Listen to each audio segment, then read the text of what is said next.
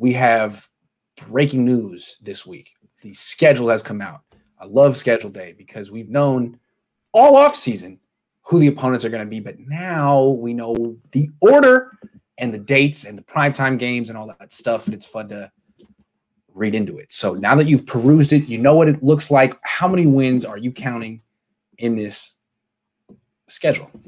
Well, it's funny because when you go through the schedule itself before it actually posts and you just see the opponents, and if it's home or away, you're like, oh, okay, that's a win. That's a win. That's a win. And, as I went through it, there was, a win or two that I thought were for sure wins that ended up being losses, and then vice versa, just the way that it fell. And so for me, I have them 13-4.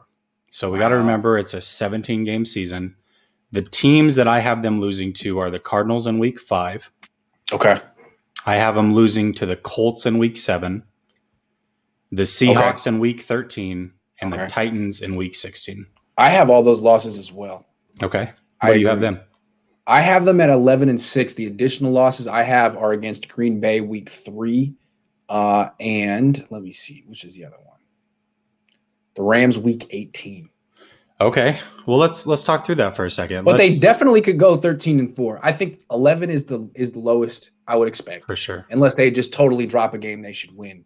But the reason I like the Packers week 3 is because I feel that that's a week where we're going to see the loss of Robert Saleh. Robert Saleh is such an asset. He was able to really outcoach some of the best coordinators in the league. LaFleur's up there with Rodgers. Ryans is going to have some growing pains, and this could be an example of him getting outclassed early on. And then late in the season, I just kind of feel like the Niners and Rams are going to split. I know the Niners – have they beaten them 4 times in a row? I think so. 4 times in a row. I mean, well, no. You're talking about the Rams? The Rams, 4 times in a row. Yeah, 4-0 against them. At least the last 4. So Debo's undefeated against them. He made that very clear. But with Matt Stafford, I feel like the Rams can split. So I give the Niners the one early in the season at home, and I'm just giving the Rams just because of the odds. That's it, though. I think the Niners could certainly win both of those games. I mean, they've punked the Packers how many times? I mean, they make them look making them look soft is their specialty. So yeah, 13-4 is definitely reasonable. So why do you think? I mean, I understand that you think that the loss of Saleh will show up, but how do you foresee the Packers stopping San Francisco's run game? They already had trouble stopping it, and now we've added more power to that game. I just don't know how they get their defense off the field, to be honest with you. It's a great point. I don't have an answer. I don't. Okay. I really don't. I think the Niners could control the game, control the time of possession. Aaron Rodgers should have a good game. Going against D'Amico Ryans, a young defensive coordinator, but I think it's going to be a really close game, and if the Niners win, I wouldn't be shocked at all. I think 13 wins is a very reasonable projection, especially if Trey Lance gets up to speed quickly. Yeah, okay, so let me ask you this then, because we talked about Trey Lance and when he should start and all those things, but now we see the schedule, and for me, as soon as we drafted him, I said, do not be surprised if he starts week 1. Mm-hmm. And right now, we start off with Detroit and Philly. I don't know of a more cush schedule that we could have started off with if Trey Lance is going to start right away. I think the possibility is getting more and more that he starts week 1, to be honest with you. I think that's a good point. I mean, I was looking at it. You could think after the bye week is a natural because the bye week comes early, and that's they come back week 7. But that game after the bye week is primetime game against the Colts. That's a tough one. It is. That could be setting him up for a loss in his first start. Yeah, I agree. I mean, I just think that would be a terrible spot. I already have us losing to the Colts. I think the Colts are a very good team, and I really think that Carson Wentz is going to have a bounce back year. It's a very good offensive line. I just think the Colts are one of the premier teams in the AFC, so I see us losing that game regardless. But no, let's come back to your previous point. It's a phenomenal point. The way this schedule broke, sure, 2 East Coast games, but two non-playoff teams.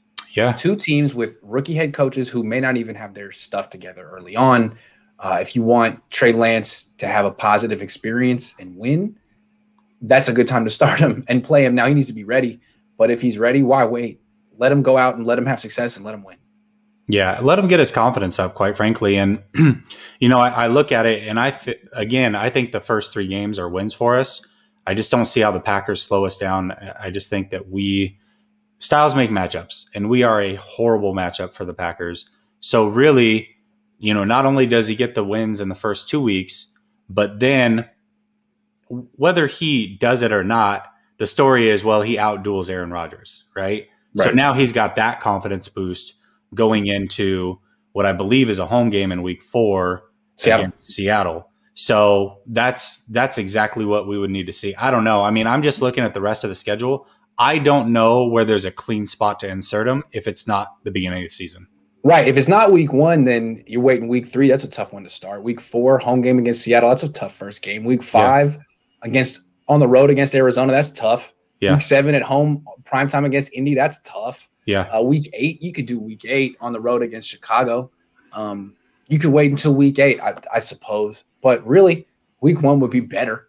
The only other clean break that I see, honestly, is too late in the season, and that's week 17 against the Texans. We have a Thursday night game against the Titans, and then we get an easy game against the Texans, where we have a 10-day stretch basically before we've got to play. That's the only other clean break I see, and at that point, we're already on our way to the playoffs. I feel like that's a weird time to make that move, to be honest with you. Yeah, absolutely. All right. Well, we'll see what they do. We'll see.